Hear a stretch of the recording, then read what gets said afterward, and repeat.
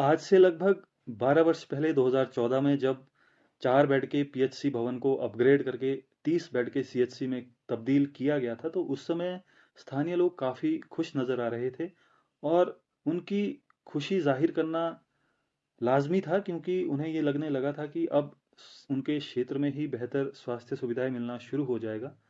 लेकिन वो जो कागजी घोषणाएं थी, वो जो भाषण के तौर पर घोषणा थी, वो अभी तक ज़मीनी हकीकत में तब्दील नहीं हो पाई है। और आज भी जो भवन उस समय पीएचसी के लिए इस्तेमाल किया जा रहा था, उसी भवन में सीएचसी को चलाया जा रहा है। और जो 4 बेड का पीएचसी उस समय चल रहा था, आज भी 4 बेड के तौर पर ही सीएचसी चल रहा है। तो आज भी जो इतने वर्षों के बाद सुविधाएं यहाँ पर लोगों को मिल रही है, वो पीएचसी के स्तर की सुविधाएं ही लोगों को दी जा रही है। और यूं कहे कि पीएचसी के स्तर की सुविधाएं भी यहाँ पर लोगों को मुहैया नहीं करवाई जा रही है। कई बार लोगों ने, हम सभी ने इस मुद्दे को सरकार के समक्ष, विभाग के समक्ष और अलग अलग मंत्रियों के समक्ष, मुख्यमंत्री जी के समक्ष, विधायक महोदय के समक्ष, सभी के समक्ष अलग अलग तरीके से हम सभी ने इस मुद्दे को रखा है। और बार बार हम सभी को ये झूठे आश्वासन मिले हैं कि 6 महीने में, 1 साल में इस काम को पूरा कर दिया जाएगा।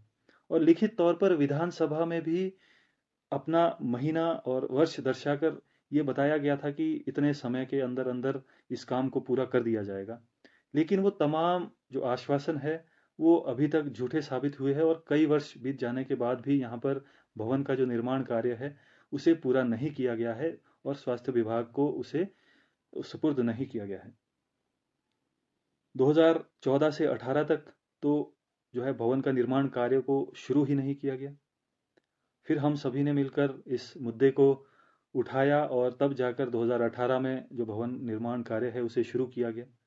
फिर थोड़े दिनों के बाद उसे रोक दिया गया। फिर दोबारा से लोगों को आवाज़ उठानी पड़ी, हम सभी ने आवाज़ उठाई और काम को फिर शुरू करवाया। फिर देखने को मिला कि काम में गुणवत्ता जो है वो सही नहीं थी। तो हमने गुणवत्ता को ठीक करने के लिए फिर विभाग के समक्ष आवाज़ उठाई और उसे ठीक करवाया और ये सुनिश्चित किया कि गुणवत्ता पूर्ण जो कार्य है वो यहाँ पर हो। फिर कुछ महीनों बाद काम को फिर रोक दिया जाता है और ये सिलसिला तब से अभी तक चला आ रहा है। कुछ महीनों तक काम चलता है और जैसे ही उन्हें लगता है कि अब लोग जो है वो अपने अपने कामों में व्यस्त हो गए हैं और लोगों को ये आश्वासन मिल गया है कि काम चल रहा है, तो वो कुछ समय के बाद काम को रोक देते हैं। फिर लोगों को आवाज़ उठानी पड़ती है। फिर हम लोग पुनः आवाज़ उठाते हैं, धरना करते हैं, हम हाई कोर्ट तक जाते हैं और फिर काम को शुरू किया जाता है और पुनः थोड़े समय के बाद काम को रोक दिया जाता है। ये सिलसिला आखिरकार कब तक चलेगा और कब हमें ये देखने को मिलेगा कि भवन अब स्वास्थ्य विभाग के अंडर जो है वो आ चुका है और जो सुविधाएं यहाँ पर सीएचसी वाली मिलनी थी वो लोगों को मिलना शुरू हो गई है। तो अब हमें भी सीरियसली विभाग से और चुने हुए प्रतिनिधियों से और सरकार से ये पूछना होगा और ये डेडलाइन लेनी होगी कि कब तक, आखिर कब तक जो है लोगों को ये भवन निर्माण कार्य पूरा होता दिखेगा और कब तक लोगों को यहाँ पर सीएचसी वाली जो सुविधाएं है वो मिलना शुरू होगा। कब तक लोग सोलन, शिमला, नाहन इत्यादि के चक्कर छोटी छोटी बीमारियों के लिए काटते रहेंगे। तो ये हम सभी को सवाल करने होंगे और आम जनता जब तक सवाल नहीं करेगी तब तक जो विभाग है, सरकार है, वो सीरियसली इन इश्यूज को नहीं लेगी। तो मेरा तमाम लोगों से, चुने हुए प्रतिनिधियों से ये रिक्वेस्ट रहेगा कि आप लोग मजबूती के साथ एकजुट होकर इन मांगों को रखे। लोगों से जुड़ी हुई, आम जनता से जुड़ी हुई ये मांगे हैं।